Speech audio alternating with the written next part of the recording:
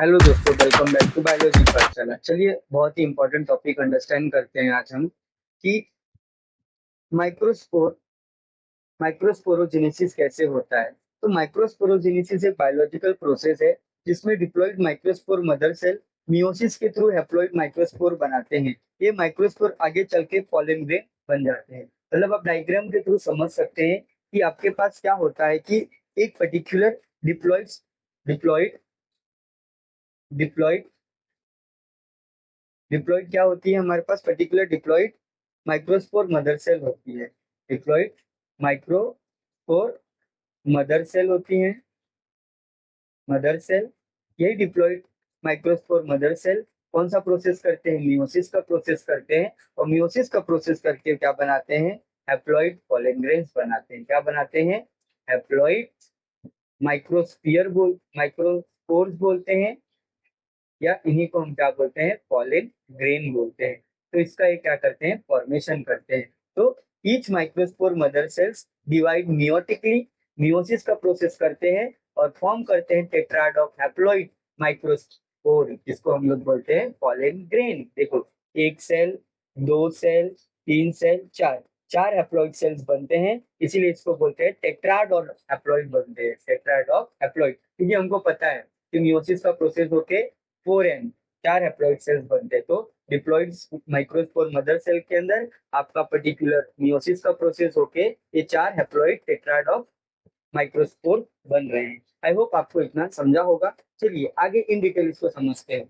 अब आपका स्ट्रक्चर क्या होता है माइक्रोस्पोर का। अब बेसिकली जो माइक्रोस्पोर्स होते हैं, ये जो माइक्रोस्पोर्स होते हैं नॉन मोटाइल होते हैं, मतलब कोई भी मूवमेंट नहीं कर सकते। तो नो मूवमेंट, नो मूवमेंट, कोई भी मूवमेंट नहीं होता है। Locomotion, no locomotion, locomotion. तो नॉन मोटाइल होते हैं, कोई भी लोकोमोशन नहीं होता है इनके अंदर। हैप्लॉइड होते हैं, यूनिसेलुलर होते हैं, कंटेन अ सिंगल न्यूक्लियस, मतलब सेल के अंदर एक ही न्यूक्लियस होगा। और वॉल जो होगा, इनकी जो वॉल होती है उसको बोलते हैं स्पोरोडम। क्या बोलते हैं, स्पोरोडम बोलते हैं। अब इस स्पोरोडम के दो लेयर्स होते हैं, एक होता है एक्साइन और एक होता है इंटाइन। एक्साइन जो होता है आउटर होता है और इंटाइन जो होता है वो इनर होता है। तो दो लेयर, स्पोरोडम कितने लेयर्स हो गए, दो लेयर से मिलकर बना हुआ था है, एक्साइन और इंटाइन। क्लियर हुआ। चलिए आगे समझते हैं इसके बारे में और इन डिटेल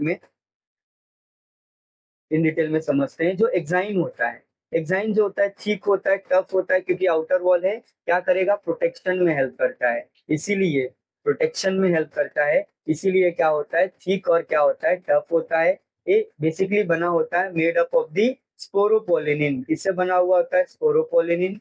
ये जो केमिकल होता है नॉन बायोडिग्रेडेबल होता है, मतलब नेचर के अंदर कोई भी चीजें इसको डिस्ट्रॉय नहीं कर सकती, इसीलिए क्या होता है, नॉन बायोडिग्रेडेबल।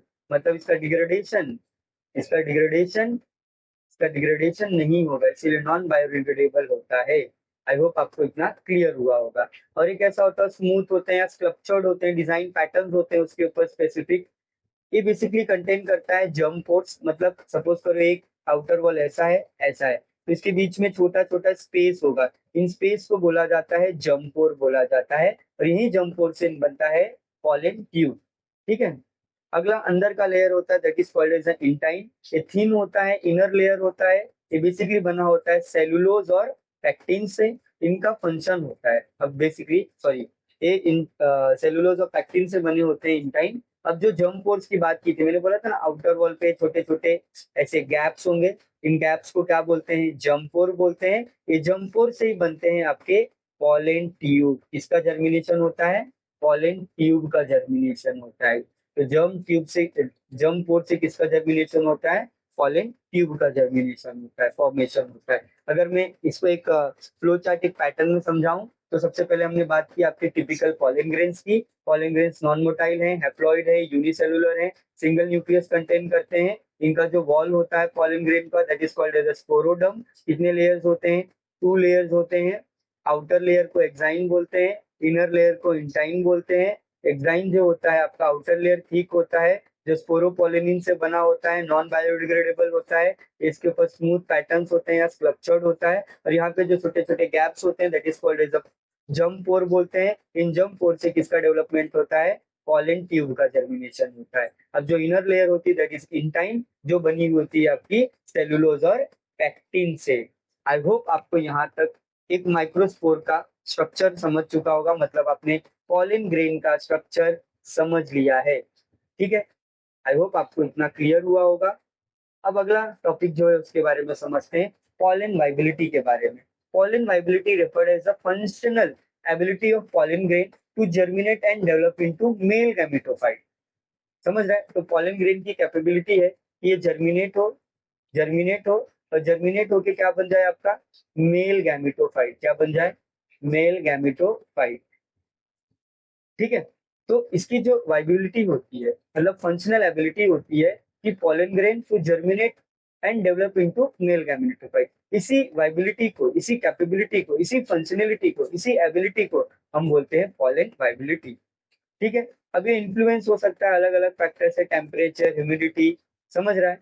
अब किसी किसी स्पीसीज ऑफ प्लांट्स की शॉर्ट वाइबिलिटी होती है और किसी किसी की लॉन्ग वाइबिलिटी होती है। तो यहाँ पे एग्जांपल दिया है, शॉर्ट में राइस, व्हीट हो गए, इनकी वाइबिलिटी 30 कितना होता है? 30 मिनट्स होती है। और जो कुछ स्पीसीज होते हैं जहाँ पे आपने एग्जांपल दिया है जिनकी वाइबिलिटी बहुत लॉन्ग टर्म होती है, तो जो एग्जामिनेशन पॉइंट ऑफ व्यू से बहुत ज्यादा इंपॉर्टेंट है। आई होप आपको इतना समझा होगा।